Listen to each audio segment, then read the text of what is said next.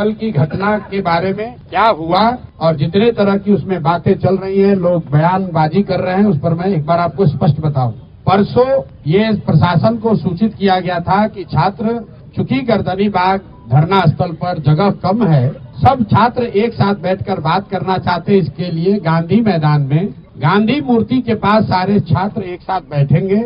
वहीं पर छात्र संसद में ये तय किया जाएगा कि आगे का रास्ता क्या होगा।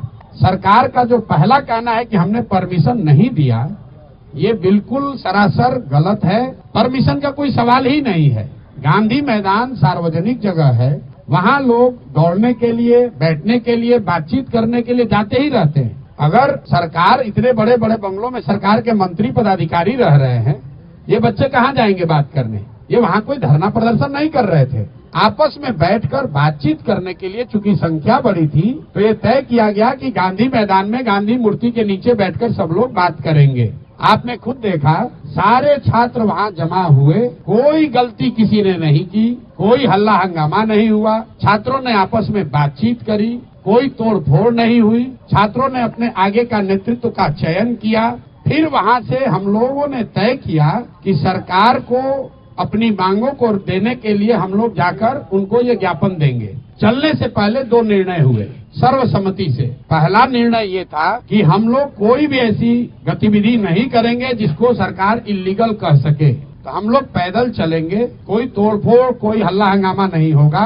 सरकार जहाँ भी हम लोग को रोकेगी, हम लोग वहीं पर बैठ जाएंगे। हम लोग गांधी मैदान से निकले हैं, 10,000 से ज्यादा छात्र वहाँ से मेरे साथ और बाकी अन्य साथियों के साथ निकले।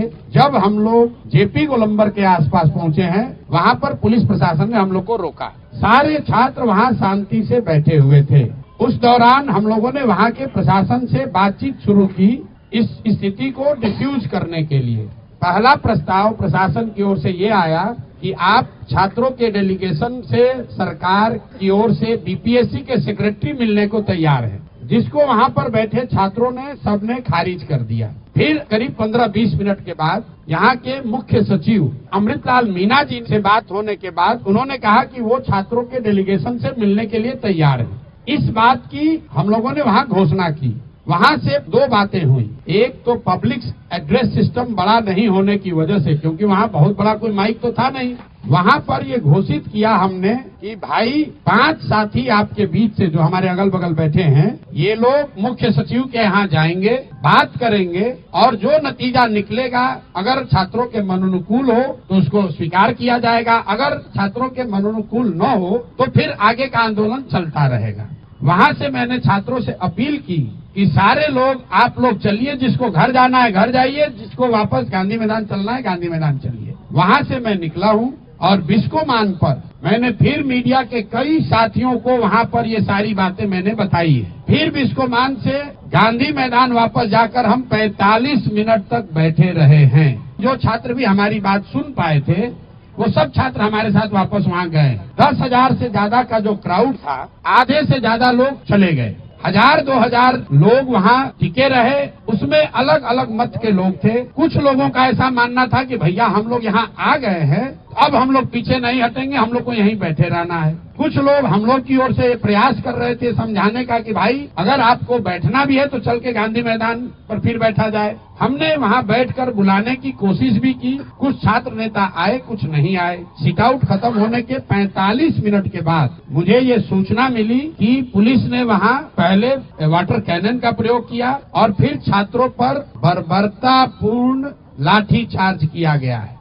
तो पहली बात मैं आपको क्लियर करना चाहता हूँ कि प्रशांत किशोर वहाँ से नहीं हटे हैं। प्रशांत किशोर के हटने के बाद पुलिस ने लाठी चार्ज किया है और ये गलत है, सरासर गलत है। और किसी भी हालत में जिन लोगों ने भी ये गलती करी है उनको छोड़ा नहीं जाएगा। जब तक हम हैं, पूरी ताकत से जिन लोगों ने भी छात्रों पर लाठी चलाई है उनको छोड़ा नहीं जाएगा। आंदोलन नीचे अब होने वाला नहीं है, क्योंकि अगर वहाँ 1,000-1,500 छात्र रह भी गए थे, वहाँ ट्रैफिक नहीं रुका हुआ था, छात्र कोई उपद्रव नहीं कर रहा था, किसी सार्वजनिक संपत्ति का कोई नुकसान नहीं हुआ है। पुलिस चाहती तो उसको हल्के से अपने आप छात्र वापस जा रहे थे।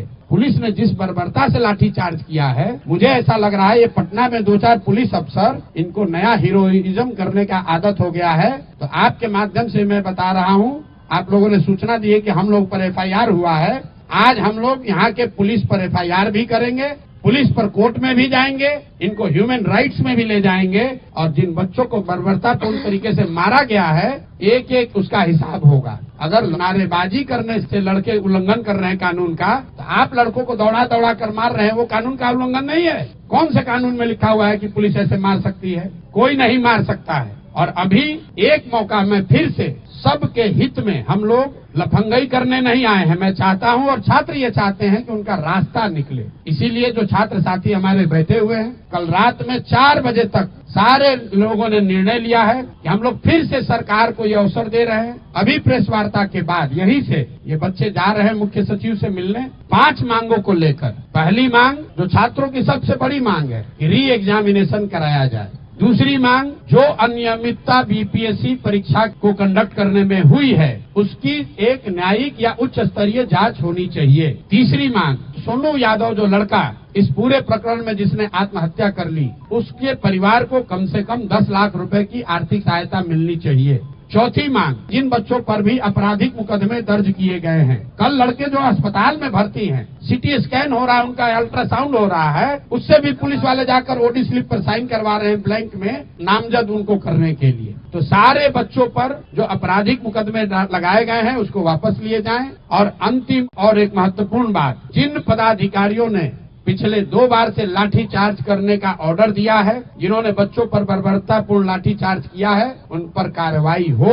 ये 5 मांग को लेकर ये साथी खुले मन से और अच्छे मन से सरकार के सबसे बड़े पदाधिकारी मुख्य सचिव से मिलने जा रहे हैं। हम लोग की अपेक्षा है कि सरकार इस मामले को यहीं पर खत्म करेगी, बच्चों की बात को मानेगी और बच्चे जो चाहते हैं जहां तक संभव हो सके उनकी बात को माना जाए। अगर सरकार नहीं मानेगी तो ये बच्चे पूरे बिहार के युवा जो लोग भी इन बच्चों के साथ सिंपैथी रखते हैं वो और जो भी सरकार के इस लाठी तंत्र के खिलाफ हैं, वो सारे लोग पूरे राज्य में एक दिन भी हम लोग चैन से बैठने वाले नहीं हैं। और 2 जनवरी से अगर ये मामला नहीं निपटा तो मैं स्वयं प्रशांत किशोर मैं इनडिफिनिट यहाँ पर धरने पर खुद बैठूंगा इन बच्चों के समर्थन में। इन 5 मांगों के समर्थन में कहीं एक कदम भी पीछे हटने का सवाल नहीं है।